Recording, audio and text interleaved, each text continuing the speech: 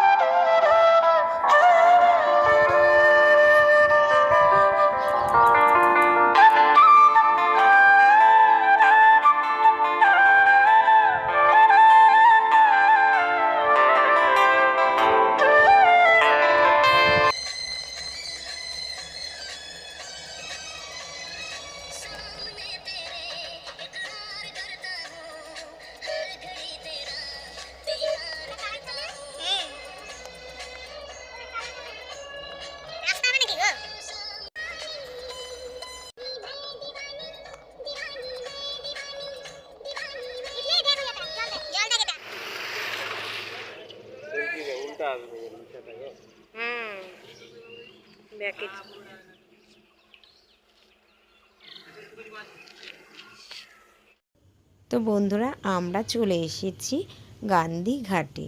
এর আগে একটা ঘাটে গিয়েছিলাম, ধোসা ঘাট, সেখানে ভালো লাগলো না, তাই চলে এলাম আবার গান্ধী ঘাটে। এখানে এসে দেখো ফুচকার দোকান পেয়ে গেছি। তো আমরা দুজনে মিলে কয়েকটা ফুচকা খেয়ে নেব। তো চলো ফুচকা আমরা খেয়ে নিলাম, জল ফুচকা। ফুচকাটা কিন্তু খুব সুন্দর ছিল।